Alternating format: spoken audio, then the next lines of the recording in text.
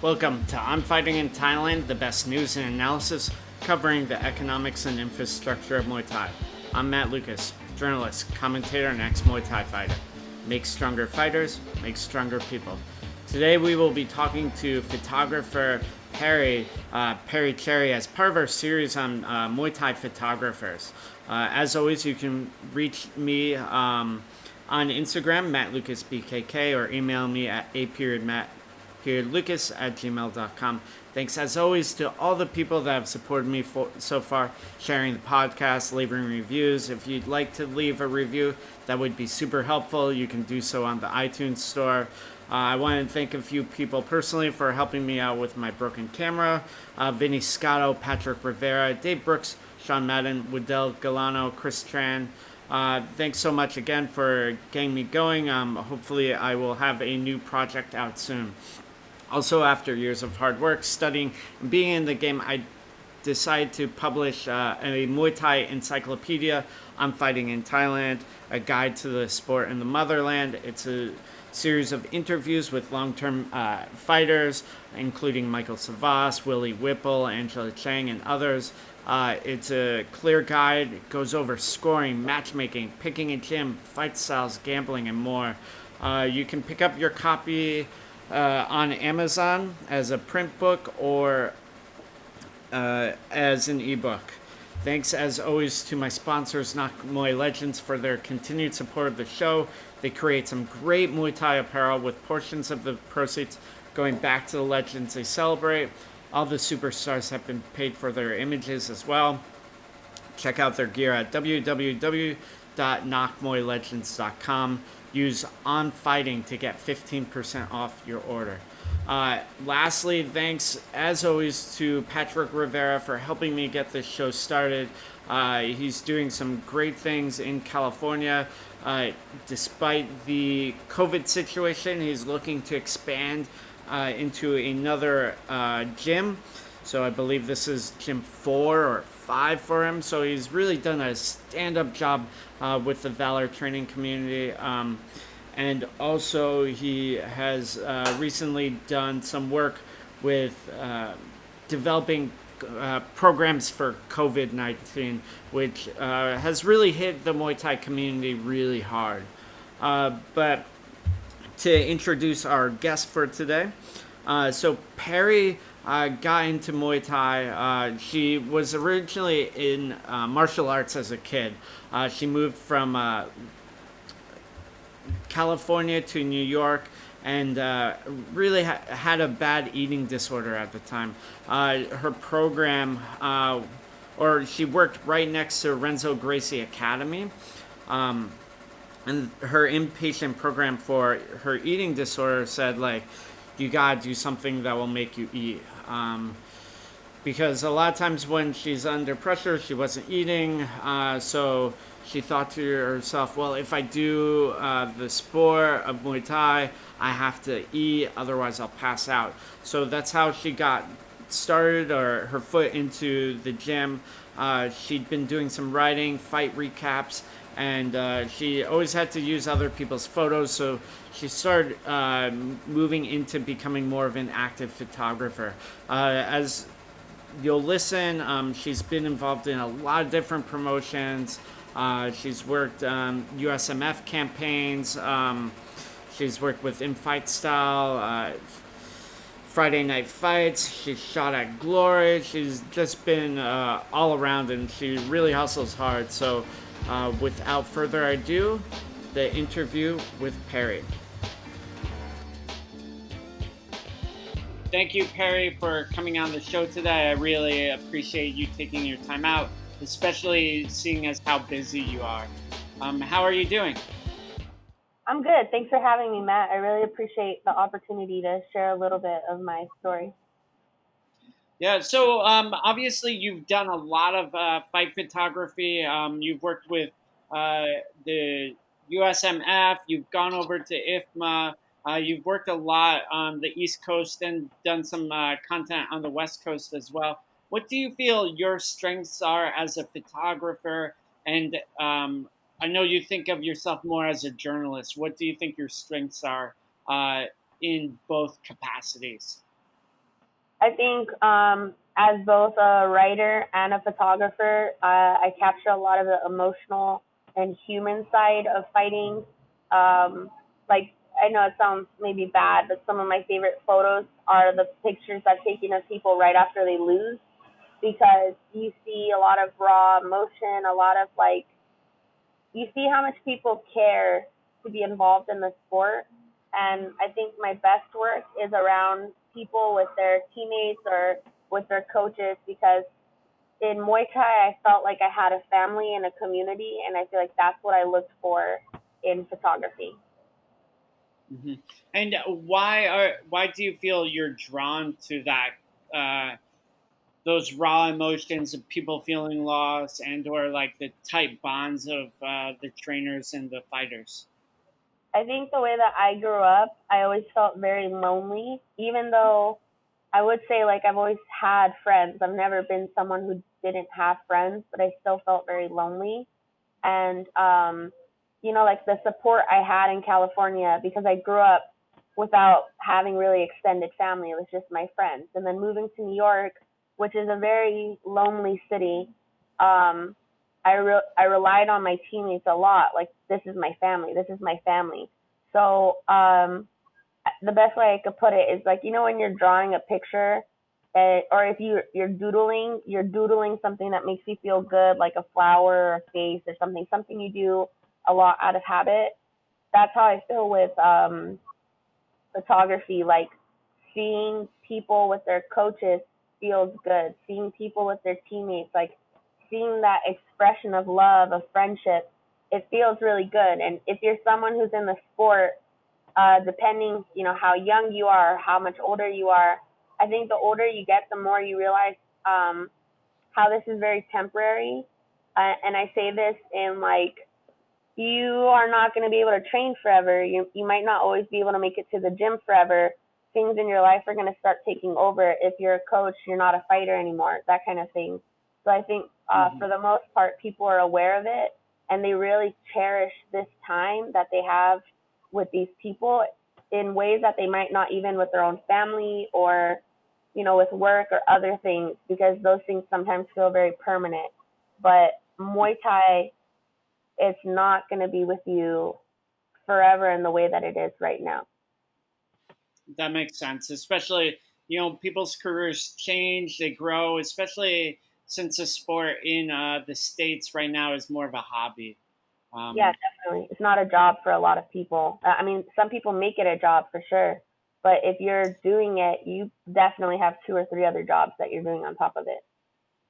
yeah, you're obviously someone that's has a fledgling career in the sport, which is very very difficult, and definitely kudos to you for that, Perry. Thank Um, you. but you didn't really start off as a photographer. You started off more on the writing side, doing fight recaps. How do you feel like you've grown in your abilities both as a photographer and a writer? So, as far as growing as a photographer, I'm very, very lucky. And I say lucky because uh, um, people want when you have people who want to help you or support you, I don't think uh, you're not always entitled to that, right? Like, and the best way I can say that is sometimes I see things online, like people who think they deserve things, even though at the end of the day, I don't think we all really deserve anything. You should have to work for it. So I've been very lucky that so many great photographers that I really admire have been kind to me, or given me their time, or given me their advice. The two that I've been mentored by is Jess O'Heal and my teammate and coach Josh Brandenburg, and they taught me a lot technically and professionally. They guided me along a lot, because sometimes I had to be dragged to become better. They gave me a lot of things to learn and think about, and really they've taught me how to shoot, how to edit, how to be the person I want to be in the field. So I think I've improved technically a lot the last few years, and having this kind of mentorship and guidance professionally, I have a better sense of who I am, and, what I want to be. why am I doing this? Like, I'm not just a kid with a camera anymore, or someone who just likes being at the shows. Like, I come with a purpose. And I think when you finally have a purpose to what you're trying to accomplish, in a lot of ways, life becomes easier and clearer. So you said you don't envision yourself as a kid with a camera anymore, and you have a purpose. What specifically is that purpose? I want to put together the history of Muay Thai in the States, and I want to, as you know, I'm going to Europe now. I want to kind of draw all the connections, like make it kind of united, show how people know each other, show like before we went on air, we were talking about who do I know in Amsterdam and who do I know in Europe, and a lot of the people I know are through people that I know here, and I really want to show how this sport bonds people together, how it brings people together, how you'll have friendships for the rest of your life, even if you're not teammates or training partners anymore. And I guess that's really my purpose. For a while, it was I really wanted to highlight female athletes, and even now, that's still very important to me and something I try to actively work on. But at the end of the day, I want to show how does this sport bring us together, and why is it important that we support it, especially in the United States. That definitely seems like something that resounds in your work a lot too. We've talked about it before. You're just like love of taking those intimate photos of trainers and coaches, and then it seems like you're expanding outwards from that, wanting to like show larger connections as well.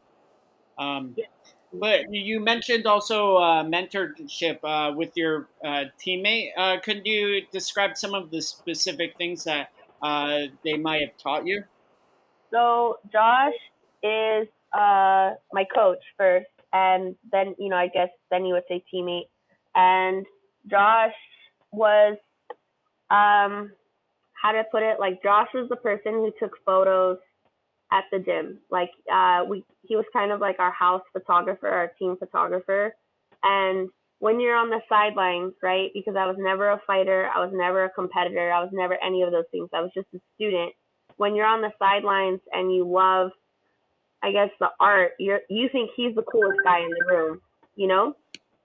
Mm-hmm. So and I'll say it like this too. Like I've met a lot of athletes I really like, but going to Glory, the person that I'm most excited to see is James Loss. So I get to see him work. So Mm-hmm. Josh was my coach and teammate, and as I mentioned before, my coach was the one who told me. My coach Joe was the one who told me I should learn how to shoot, and I was like, I don't even know where to start. He was like, go to Josh. Josh is going to teach you, and Mm-hmm. Josh taught me how to edit. Josh told me, don't hold your camera like that. What are you doing? Stuff like that. Like, he let me borrow his equipment, and if you do photography, you know how expensive that stuff is. He's let me borrow cameras. He's taken me as his assistant to like weddings, to events, to shoots, like. And again, if you're a photographer, you know how good your assistant needs to be to help you to be efficient. And I was pretty useless a lot of those times, and he never got upset with me, never made me feel bad. He tried very, very hard to build me up. And I just really appreciate that because, talking again about being entitled or feeling like you're owed something or you deserve something, like in a lot of ways, I didn't deserve any of that. Like, I didn't. I was just a student. I mean, I know I'm nice. I know that about myself, but You he are gave. nice. You are. I try. Sometimes I lose my temper, but I didn't. I didn't deserve those things, and he gave them to me anyway, and that's like a gift. So I Hmm. really value and appreciate that gift. Yeah. So you mentioned that you worked for Glory before. I mentioned earlier you worked for USMF. What are some of the other promotions you've worked for in the past, and how are they different from each other? Um, I want to be honest and transparent because if I said I worked for Glory, that would make me sound a lot cooler than I am. I've gotten press. You're cool. You're cool. So Whether Well, you work for you did shooting for glory or not, Perry, you're cool. thanks, Matt. Well, Yeah. I got passes to shoot at Glory, and I've gotten to shoot. I got to be Petch's personal photographer a few times at Glory, and then getting passes to shoot. So that was pretty cool. I've Wait, worked for I'm sorry. Who did you personally shoot with? Petch. Oh, Pet Tanong. Yeah. Yeah. Okay. Pet. Or I'm not. Is it Pet Tanong? No. I'm sorry. It's fuck. It's Kiet Morgao. Oh, Yes. Yes. he's Yes. the Sorry. glory Sorry. champion right now. Yeah. I'm spacing on his name, his first name, which is a little embarrassing, but whatever. I just call Um, him Petch. So we know we're talking about the same person. yeah, we are for sure. Um, So, oh, go ahead. oh, just you asked the different promotions, and I feel like at this point, especially now that I'm leaving the states, I got to shoot for almost everybody I wanted to. Like, um, Justin Blair's Friday Night Fights, Chris Tran's Warriors Cup. I got to do Lion Fight, Glory Kickboxing, Triumph Combat, Boundary in Boston, Triumphant on the West Coast, Charlie Catone's Muay Thai Super Series, and then I've done the TBAs, WKs, USMTO. I've done the YDL. I've shot like West Coast, Florida, obviously East Coast, Vegas. The only ones I didn't get to shoot that I would have liked to shoot is WCK and Mm. the F4 series that Jesse from Boxing Club was putting together, but unfortunately, due to the virus, that was scrapped. But those are the only Yeah. two left that I was like, man, I want to do this someday. Well, potentially, or probably not, but you're going to Long Beach, right? I'm going to Riverside, so Oh, I'll be Riverside. in the area. So maybe the F4 show may open. It depends on California. I mean, I don't think we should, hold our breaths for it, but maybe. You mentioned, of course, you worked with Pat. I assume you worked with Aziz, his trainer out here, and then Adrian as well. What Yeah. what was working with Pat and taking those photos like? Uh, for one, Aziz is like someone I hold in very, very high regard. Like he is like I want to be Aziz when I grow up, you know? Like he's so Mhm. cool and very kind and generous and very, very knowledgeable, and I really admire how he carries himself and how he treats others. So always working with him, even visiting his gym, Seton, or um, being a part of the USMF team at IFMA, I always feel like I learned something from him, and Mhm. he's one of those people that if you hang around long enough, he'll give you some gold. You'll walk away like, wow, I really understood something. Um, Mhm. and working with Pet he's so much fun first. He's really nice and he's really funny and kind of like that sneaky funny, like under your breath funny. And I really like being around them because, he's like this superstar, right? But oh, sorry, excuse the New York ambulance is passing by. He he's just it's like these people are very high level athletes and coaches, like the best of the best, right? But being in the locker room, backstage with them, you feel like I don't know, they treat you like you're their friend, like you're not anything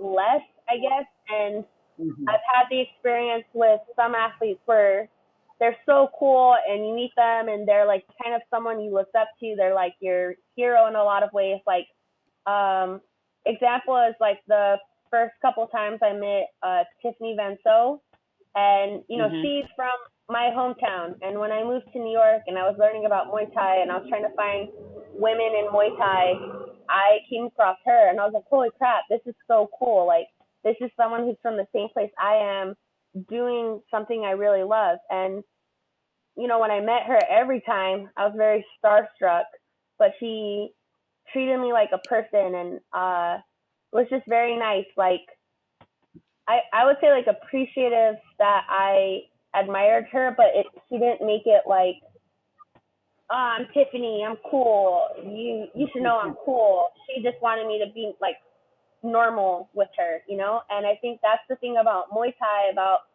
you get to meet your heroes in a lot of ways, right? Like you look at these really high level athletes who train side by side with people who aren't professionals or amateurs. Like another example is Elvis Gashi from Glory is my teammate, and Elvis is one of the nicest people I know. He's so friendly. He treats everybody on the team, on the mat, like equal. Like when you walk in, you don't know that this is like a Glory superstar. You just think it's just a regular guy.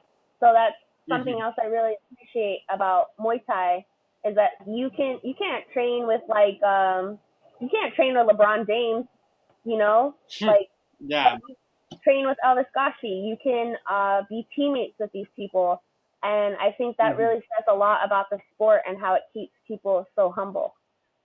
Yeah. And I just remembered his name is Pep Penom Lung Kiet Mogao. So um, yeah, that's it. Um, so you mentioned obviously working for different promotions. How are they different? I know you've shot out here in Thailand before. Was it different shooting IFMA fights and like shooting Friday night fights? What are some of the differences and difficulties in working different promotions? IFMA is you know what's harder than shooting IFMA is shooting TBAs, and I realized Mm. that last year because TBAs is so huge. It's like huge. It's a huge tournament, and I like mentally prepare for TBAs for like maybe a week or two before. Like, holy crap, here we go. It's going to be a big one. But TBAs is so much fun because you see people from all over, and I get to be the person with the camera, like zooming around and running around. I'm like drenched in sweat by the end of the day. Like I like lose weight working TBAs. But shooting ISMA is I don't know how to put it, kind of like high stakes a little bit. I feel like that's how it is because I'm like reporting for USMF when I'm doing it, so I have to make sure to get certain shots. I have to be in certain places at certain times. Like you can't really make a mistake. You know, you don't get another chance, right? Like Hmm.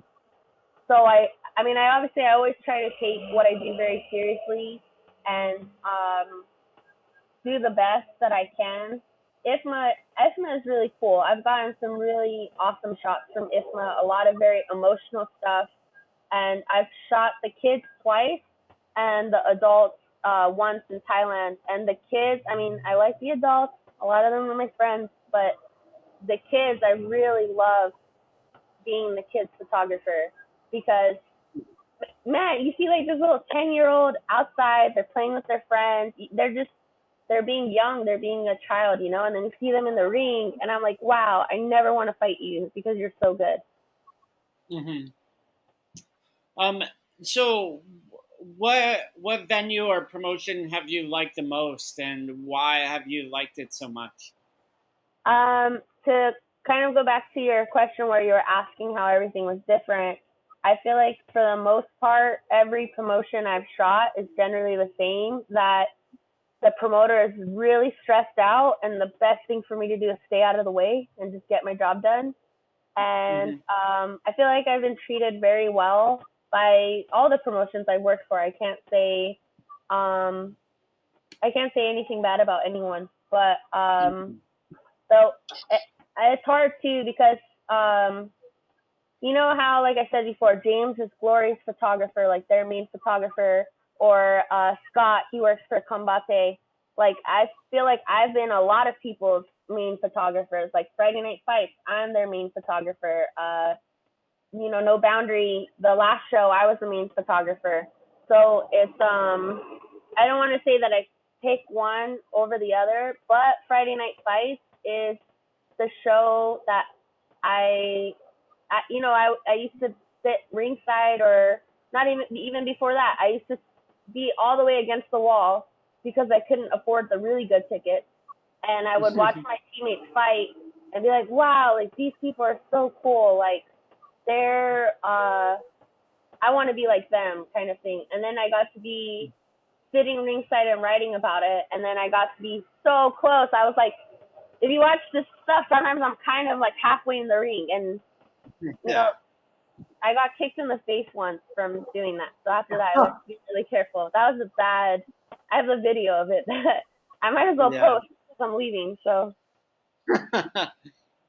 Yeah, it's definitely a very very interesting feeling, like being so viscerally close to the ring. I think photographers, they get, besides the referee, I think photographers get the closest. Judges are like a little bit further away, but like photographers often are like leaning into the ring, like their camera like just jutting into the ring, poking yeah, at the fighters. Um, definitely like you'll see sometimes like the cameraman getting like knocked around if the fighters lunge around too much. Um, so what are some of the sort of unseen challenges in doing photography and journalism for the sport? so starting with writing, because I went to school for writing. I always have been a writer.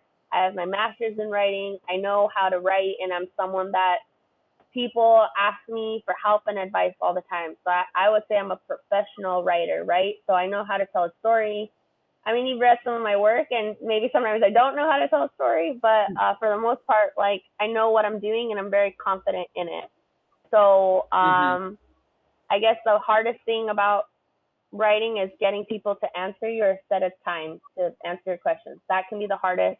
And when you're spread really thin, like I am sometimes, like getting things done, but those are the hardest things. For photography, when you're someone who doesn't know anything whatsoever, you kind of have a freedom that you're making mistakes and you don't know that they're mistakes. So you're like, wow, this really grainy photo is awesome. Like, I'm great.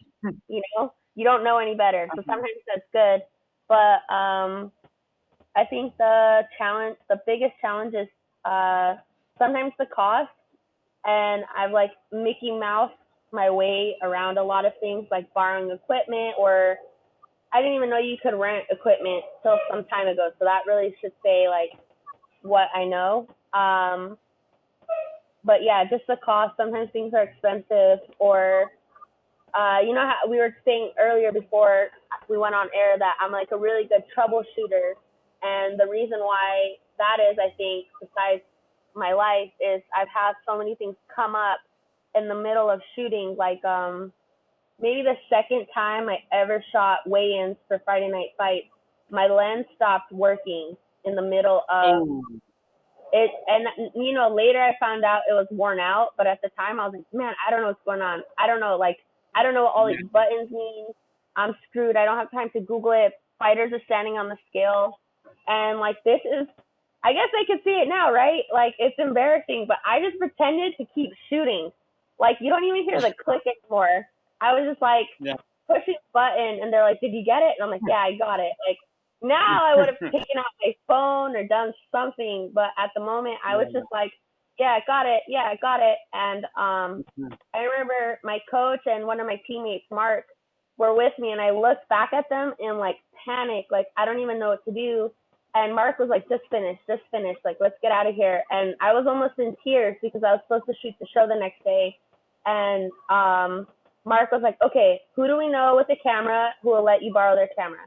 Like that right Mm. away, you know, they went into like problem solving mode for me. And that's also why, um, as far as like a student of the sport, I try to be very neutral and unbiased. Like to me, that's very important. And my teammates are very well aware of it. Like if they get hit, I'm going to post the pictures of them getting hit. It's never been, wow, Perry, you shouldn't do that. It's like they know that I'm a professional. I have a job to do, but I can't separate myself from the sport or separate myself from the team because they're so integral to it. Like I wanted to start shooting because I wanted to be at all their fights. Like I've never missed any of my teammates' fights. You know, it's important Mhm. to me. They're my family. Yeah. Um, I definitely have had my own panic moments before. Like, I think my biggest one was like my battery dying. That's happened to me before. I don't think I've ever accidentally deleted things, but I've definitely taken like way shittier photos than I should have. I think that's and for the most part, and I know this is a bad thing to say. Sometimes people can't tell the difference, so use that to your advantage. Yeah, I think that's honest as well.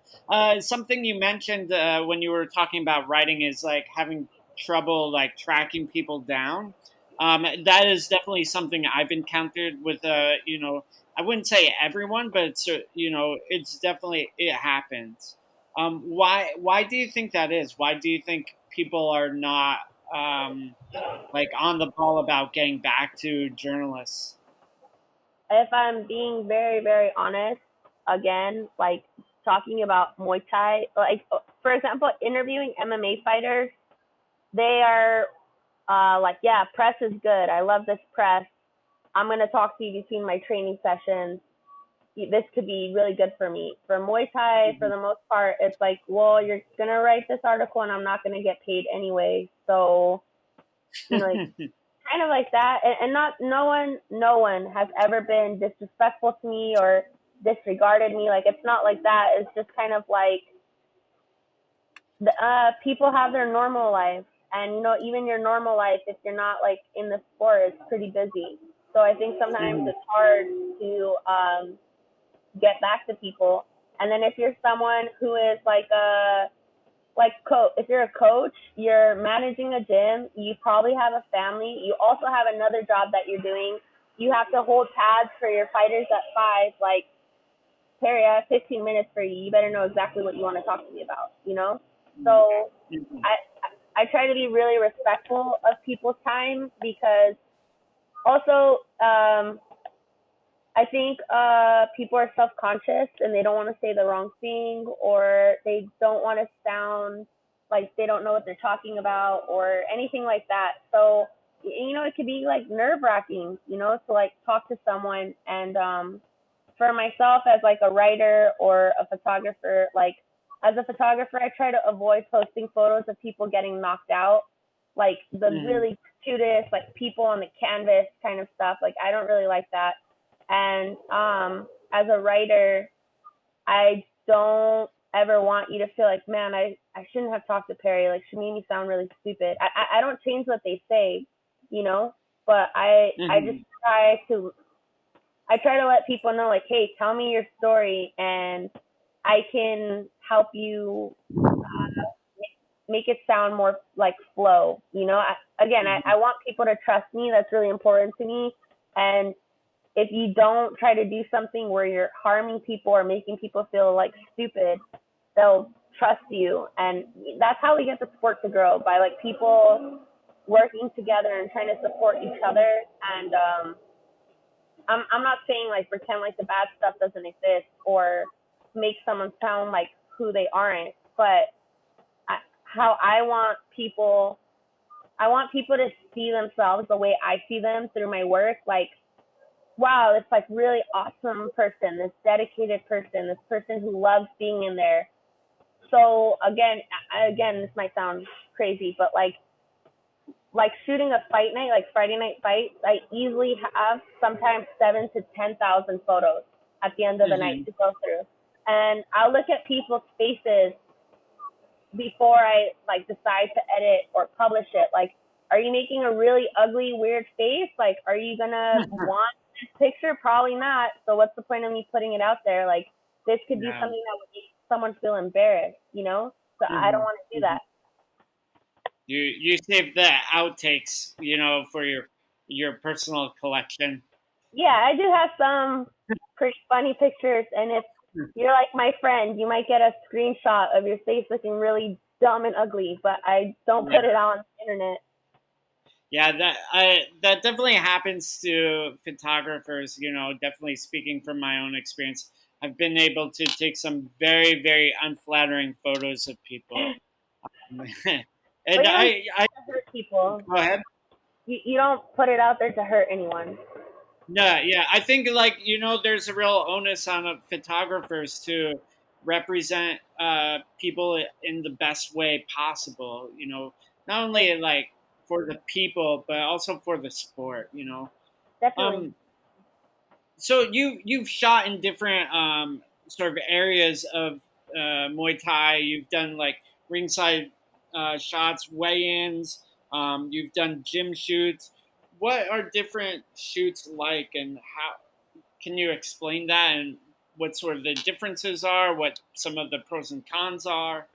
Sure. So I'll start with weigh-ins because every single weigh-in I've ever been to, I have like a kind of a small panic attack before I walk through the doors, no matter how many weigh-ins I've done at this point, because the energy of weigh-ins is not like anything else.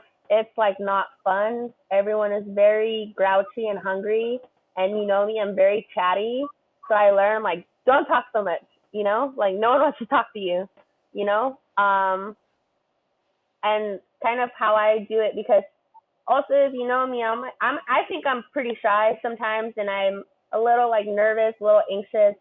So I kind of go from one person to the next person, kind of my anchor, right? Because I hate standing around awkwardly, and I say hi, and then I'm like, oh, you don't want to talk to me, like hello, and then I walk away, So the Hmm. energy way in is everyone really wants to get out of there, and if you're like a chatty Cathy, they're really not gonna like you. And I just try to get it fast, like I become really firm and straight to the point. Like you kind of, my coach always says in training, like I'm being, I don't have the time to think of how to say this to you in a way that's not going to hurt your feelings. I have to say what I'm saying so that you can do it, so you can protect yourself, right? Like when we're training. Hmm.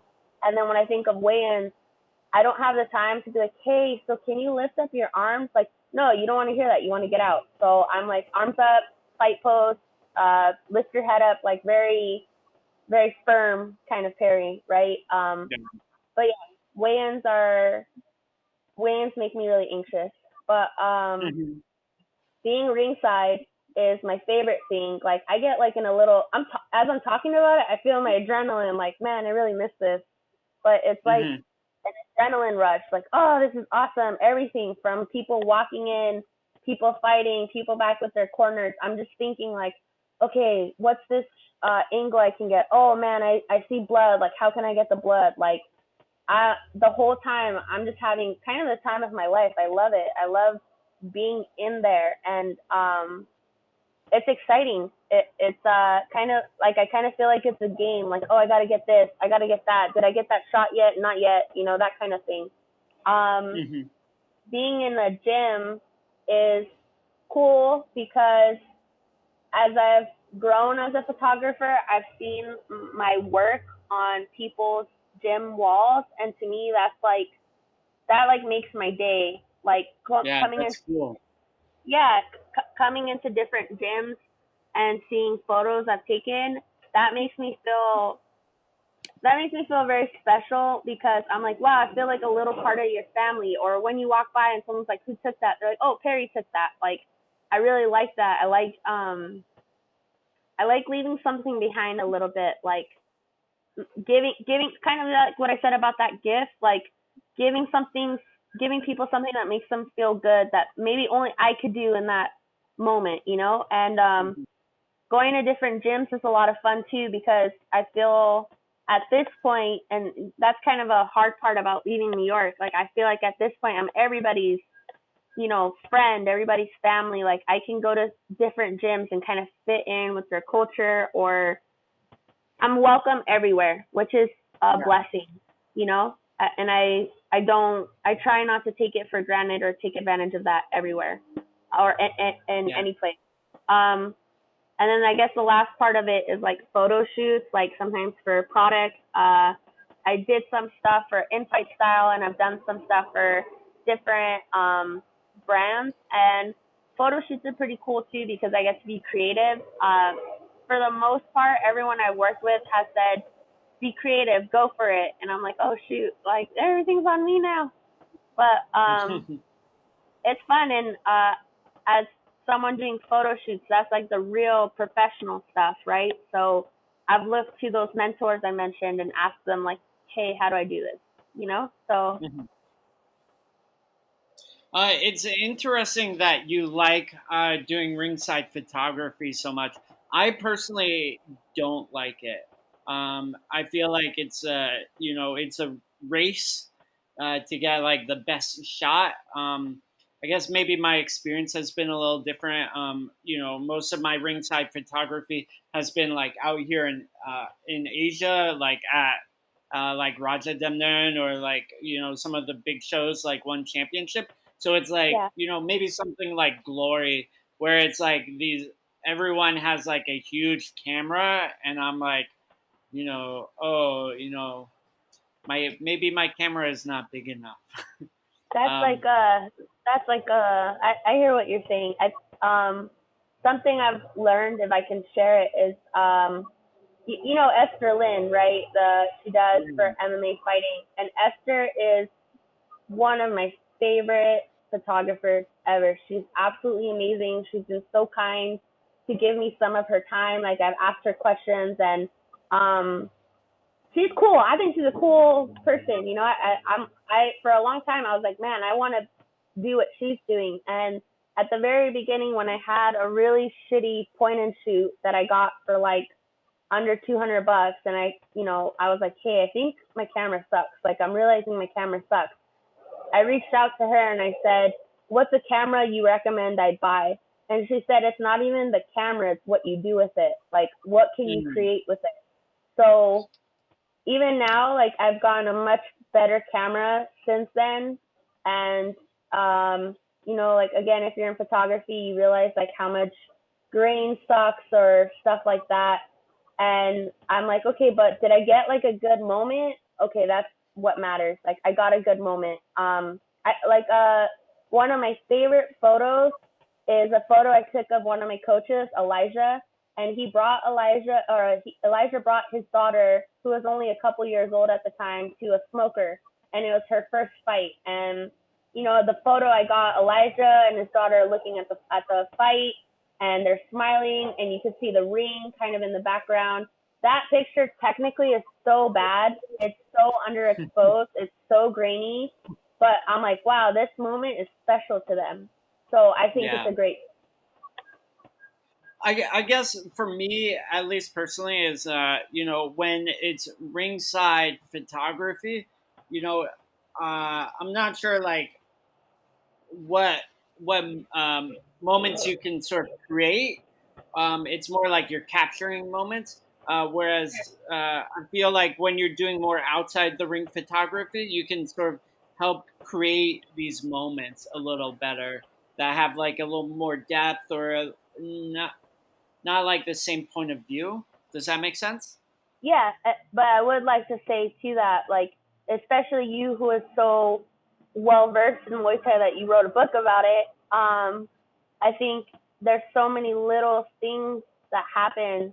One, you would know better. You've actually fought. Like when you go into the ring, you cannot hide whatsoever. Like who you are is out there, right? So if you're a fighter or you're someone who's gonna run, you know when you're walking in. And the the moments that are like special to me more so than action, because I think I've said to you before, like I don't think I'm a great action photographer, but like that final blessing, right, from your coach, or when someone's doing a Y crew, or someone's sitting on the stool, like you can tell when they're sitting on the stool, do they still want to fight, stuff like that. Hmm. Or even after the fight when they're like hugging their opponent, like thank you. Or sometimes you see someone really angry, like because they know they lost or stuff like that. All of that you see in the ring, and I think it's very real and raw. At that point they can't put on a face for me. They can't pose for me. They can't do anything. Like what you are in the ring usually is who you are outside, and I get to like capture that. Hmm. Do you find yourself sort of, I guess like, I guess like in some ways I make a difference between like capturing and creating moments. Do you feel like you create that many moments? Um, uh, the one of the things I recently interviewed Tar, who's a ringside photographer for Max Muay Thai, and one of Yeah, the things he said was like when when you take photos, you need to like think of the photo before you take it. So like you have good. the image in your head and then you capture it. So to me, like that's this idea of like creating these moments. I know I do it myself. I like position people around. I'm like, hey, stand there, move, this way, get this out of the way, blah blah blah. How do you feel like you deal with capturing versus creating? Do you feel there's a difference between the two for you? I think what you said was a really good point about what Tar said. I'm like, man, I should have known this a long time ago. I'm like, I learned I, something. I'm gonna be honest. I didn't really think about it cognizantly until he told me, and then I Yep. was like, "Oh shit, that's a really really good idea," and it's something I've done before, but I wasn't like really aware of it. Does that make sense? Yeah, I hear you. So to answer that, I would like to say, one, kind of like what Josh has told me, because Josh, as I mentioned before, was my coach and very helpful. And also something Jeff has said as well about making sure you have everything you want in the frame. So if you're trying to accomplish a certain thing, make sure it's all in the frame, make sure nothing's cut off. Like, make sure you have the picture you want to see in the frame. And then thinking about something Scott Carano has shared with me. Scott, Scott is like an OG. Like, he has Mhm. done so much for, combat sports. And he told me once about how he would even light up fighters while they're getting their hands wrapped. Like me, I don't want to disturb. I don't want to be in the way. I don't want you to know I'm there. And he can do all of that while making sure that they're lit properly. So Mhm. I totally get about knowing what the shot is before you want it. I feel like because a lot of, like I said before, what I shoot is maybe more emotional. I think I have more of a reactionary thing. Like, if I could tell this story, this example, at TBA 2017, when I was like, that was the first time I ever really shot anything. And if you look at the pictures, it's very clear I didn't know what I was doing. I edited those photos on my iPhone, which is Mhm. terrible. So, I don't. I'm not gonna. I edit my some of my photos on my iPhone, or use Instagram. I don't think it's, maybe I'm trying to defend myself here, but I don't no, think it's the no, worst no. thing in the world. Well, you can tell, like, all I have to say is those pictures are really bad. And when fighters were asking me for it later, I was like, I don't. Who are you? I wasn't there. I don't know what you're talking about. It Oh was man, really bad. They're embarrassing. But yeah. so Charlie Catone from Eight Limbs, and I love Charlie. I love Charlie. He's so cool, and he is like, man. He will cry. He will smile. He'll hug people. I always get great stuff from Charlie. Like, my favorite pictures, a lot of them have Charlie in them. Um, Hmm. One of Charlie's athletes had just won the tournament, and she like stepped out of the ring and she was crying. So then Charlie was crying, and then the other coach, Christina, was crying. So I have Charlie, Christina, and Claire, and they're all crying and they're hugging. And I'm like, oh shit, I gotta take a picture of this. Like, this is great, Uh huh. And even though the picture technically is pretty bad, and I wish I didn't know to like keep originals at that time, so it's not like I have anything to fix now. Um, that is one of my favorite pictures because you see, holy crap, like this means so much to them. Like, they are a family. They did this together as a family, you know. Hmm. So that was Hmm. kind of like a reaction. Oh snap! People are crying. I got to take a picture of this. And the last PBAs, like I say this kind of jokingly, but kind of not. I saw all these little kids crying because they were fighting, and I was taking pictures of all the kids crying, and the kids hated me. Like, what are you doing? Don't take pictures Yeah. of me crying. But their parents later, they like loved it. They like loved it. Like, oh, thank you for capturing this moment. So, Mhm. when I come back to New York, or warning everyone in Amsterdam, if you're crying, I'm taking a photo of it. Yeah. It's interesting. I was at a big fight at Lumpini Stadium. It was a WBC fight, and the boxer lost. Mhm. A foreigner. He he basically fucked it up. And he felt very bad. His Thai trainer gave him a bit of a slap, and he started crying. Okay. Understandably, and people were. I was like, "Oh, I'm gonna take a picture," and someone else was like, "Oh, don't take it. Like this is pretty embarrassing." So That is it's like a line too. Yeah. with that, That is yeah, a line too. Yeah. yeah. I mean, it's an embarrassing moment, but it's also like a real moment in the sport. Yeah. Um, So true. so it's a bit hard. Like you don't want to exploit people, but Sure. I think it's important to tell tell all sides of the story, if that makes sense. Yeah, I agree. And there's things that I've seen. Like I've seen. I try to think of it kind of to Tar's point, right? Like you want to know the shot before you take it. I try to think, because I'm not so much doing this to serve myself. I think, right? I don't do a lot of what I do to like, I'm gonna keep this photo forever. I'm like, would this person want to see this picture later? Would this mean something to them?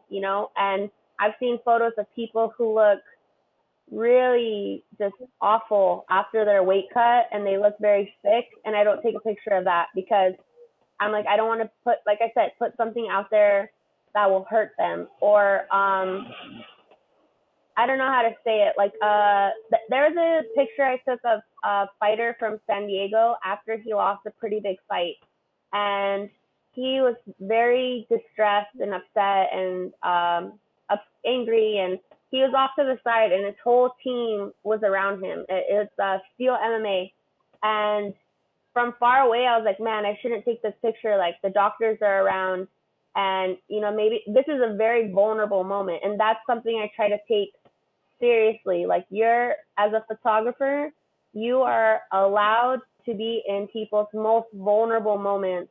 So what you do with that is precious. You should be very like, you should have a lot of integrity going into that. And I took the photo of his coach and everyone else around, and I posted a little story about it. Like, this guy had a lot of heart, and it's upsetting to see people lose, but he fights with heart, and that's what matters most. And his coach told me later that they appreciated the photo. It meant a lot to them. So again, using like kind of my writing skills and context, like I have the capability to explain a little bit of what's going on. And another example is a photographer I know out here posted a photo of one of my friends knocked out and said something like mood, right? And I was pretty Mhm. disgusted with that because I was like, dude, this is a person. He has a family. He's going to see this picture. That is a very vulnerable moment. And you're like exploiting it for gram likes. Like, that's disgusting. So Yeah. seriously, like, like I said, the thing about people crying and stuff like that, like, I'm trying to be very cautious and aware of causing no harm.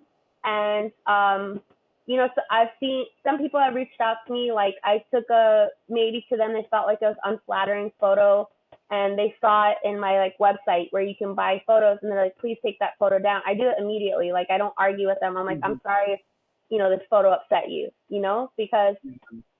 I think as what I do or what I try to do, I don't think of it as serving myself. I'm trying to serve the community, if that makes sense. Mhm. Mhm. Yeah, it does. It's interesting. There's a lot of yeah, as a photographer, you make a surprising amount of ethical decisions about how people are represented, Yeah, and people don't necessarily think about that so much. And like your audience, but also at the same time, I think different photographers have different like ethic. You know, they think differently about situations. Ethically, and what's okay at one moment and not okay at others as well. yeah, So it's very interesting. Like, and the I just the sort of ethics of taking photos out here in Thailand is going to be much different than the photo taking in America. Um, like I at least assume I would like if I was taking photos in like America, I would probably be more brash because like I'm just like more calloused to a lot of things. Seeing like people lose, seeing people get knocked out, and stuff like that. I might be more callous, if I took photos at home. But who knows? Does that I make think sense? yeah. I think it's kind of based off what is the story you want to tell and how do you want to approach the story. I did Hmm. post one time a photo of someone being unconscious on the ground and their opponent was looking back. And then the next photo I put, right, like Instagram, how you can put slides, I put the photo of that guy holding his opponent and thanking him. And what I Hmm. wanted to do with that was show this can be a very vicious, violent sport, but at the end of the day, you both are walking in knowing the same things and knowing like this isn't my enemy, this is just my opponent. You know what I mean? Yeah. So I don't think it's callous. Like what I think is callous is like posting a photo of someone unconscious and saying mood. Like you're disregarding that person's humanity. But I think if you are very if you know exactly what you're doing and why you're trying to do it, I think that's different. I don't think it's callous so much. And I have shot next to you before, and I remember kind of where you were going and what were the angles you were going for. And I remember thinking that you were very interested in the action and interested in highlighting very specific athletes. And Hmm. what I was looking for, besides like trying to get a good shot, is like, from Staten Island, Vinny Scotto. Vinny is like, he's such a cool guy, but and like cool as well as like very calm and level headed. But when he's blessing his fighters before they go into the ring, you get this moment of Vinny. He grabs them by the face or by the head. He has both his hands on their face, and he's eye to eye with them. It's very intense, and he's giving them advice, and he's telling them, "I believe in you. You've got this. Like you know what you're doing." And I'm like, "Wow! Like that's a freaking awesome moment. Like this is Vinny as a coach. Like Vinny is in there with you. You know what I Hmm. mean? That's the stuff I'm Yeah. looking for. He's very outside, like I said, Vinny is so like laid back, easy going. If you listen to the striking corner, he's talking shit to Eric the whole time, you Yeah. know? I mean, But he doesn't really say that much, and when he does, it's like, "Oh, Eric, you're an asshole." yeah, stuff It's like that. But long periods of silence, and then Eric, you're an asshole. Which hopefully, uh, Eric does listen to this, and I'm gonna have to say I might, gonna have Eric's a to very side with lovely Vinny person. here. No, no, no. Eric is a very lovely person. But yeah, Vinny is That's as because you're coach. nice. You're a Well, nice person, Harry. You're a I nice say what person. I think too. I am not a nice person, and I just want to be blunt. Eric Rivera, I'm not sure you're a good person. No, I disagree. Anyways, next question. Go on, go on. Next, so we're actually about winding down on our time. Before we talk more shit on anyone else, is there anything that you want to talk about that we didn't get to talk about? I think because as I have mentioned a lot of times, because I'm really excited to go. I'm moving to Amsterdam, and God, please let the border open so I can get over there. But I'm really excited for this next phase, and I like sat on the decision for like a couple months with everything kind of just coming to a halt in New York and a lot of uncertainty in the states. I thought it was a pretty logical decision to come to, but it's I'm not that I'm emotional, but yeah, I'm pretty emotional. So it's hard to like talk about it without feeling kind of like a lot of sadness while feeling excitement. But I'm pretty sure with what I'm trying to arrange for myself now, I'm still gonna have a lot of opportunities to come back to New York and come back to the States and still be involved. And I'm still gonna be involved with USMF. I'm still gonna be volunteering with them, even living over there. I made the Hmm. joke to some of the people who I work with for USMF, like, what if you see me at IFMA shooting Netherlands Muay Thai? Like, what's gonna happen then? And they're like, no, you're gonna be on our team, you know. Um, but I'm really excited to show the community what I accomplished over there. And when I announced it, like so many people were reaching out, so many people were so supportive. And the last couple of days, I'm sure, like we mentioned before, just kind of all the craziness that's happening with me right now. I got literally like hundreds of messages, maybe I would say like 1,000. It felt like so many of people supporting me and reaching out to me and being very kind. And what I would like to say, because I feel like this is a great opportunity to do so, is I don't think I would be where I'm at without the support and love I've been given and people taking chances on me. Like Jeff and Marcy taking chances on me for USMF and giving me opportunities to really shine. Or, my teammates, my coaches, my coach Joe taking a chance on me and letting me be involved in so many ways, even though like I have a bad habit of getting in the way and eating in warm up and stuff like that. But yeah, I'm just very grateful because, like I mentioned at the beginning, I don't think anyone's entitled or deserves anything, and I've been given a lot of gifts. So it's important to me that I use these gifts that I've been given, this information, this knowledge, and just all the support to give back to the sport. You know what I mean? And people who bought my photos when they were edited on an iPhone, or people who let me borrow their equipment, or just really great photographers who went out of their way to like give me advice, or it's just really cool. Like I feel like I've had kind of a pretty cool life so far, and even with all the challenges I've came across, like I said, New York is lonely, and I've always kind of felt lonely. But I think a lot of people have gone out of their way to show me that they're in my corner and they have my back. So actually, like going to Amsterdam, I'm not even afraid. I'm not scared. I'm just sad. I'm not going to be ringside at the next show. You know? Yeah. Well, you've made amazing leaps and bounds in your career here in the States. You've definitely put in a lot of hustle. And I'm excited for you to make this next step to Amsterdam and overseas. And I can see your career only going further and upwards. What is the best way for people to follow you? And or you mentioned your photos are for sale. Can you just tell us where your website is and best ways to follow you on social media?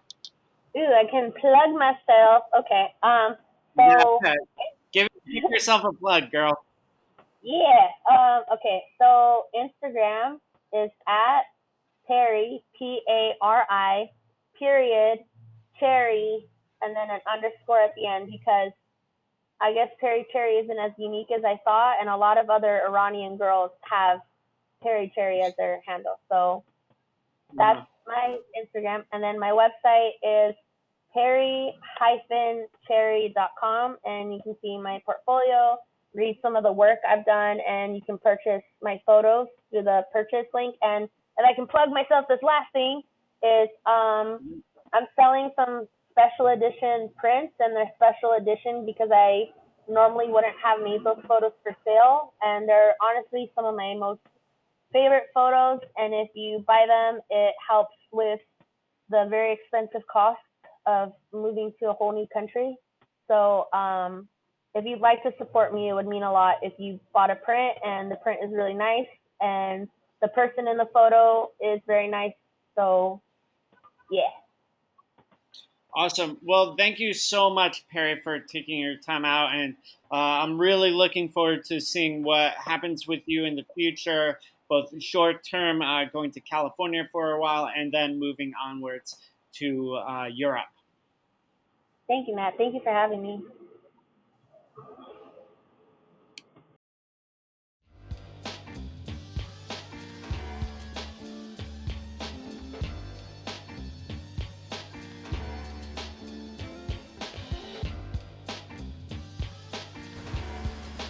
So that concludes the episode with Perry. I thought it was really interesting. I really liked the discussion of ethics. There's definitely a lot involved with photography that goes sort of behind the picture, behind the scenes. Photographers are definitely making a lot of choices about representation, about what they want to represent, how people want to be represented. Definitely in the West, people make a big deal out of the way that they are represented on social media, which is different than out here in Thailand. So I thought that was really interesting. Perry and I talked for a few minutes about that offline. Definitely follow along with Perry in her journey. She's a great photographer. I'm very excited for her to do big things in Amsterdam. As always, you can follow me on Instagram at LucasBKK. Also, my website, www.matt-lucas.com. This has been On Fighting in Thailand, the best news and analysis covering the economics and infrastructure of Muay Thai. I'm Matt Lucas, journalist, commentator, and ex-Muay Thai fighter. Make stronger fighters, make stronger people.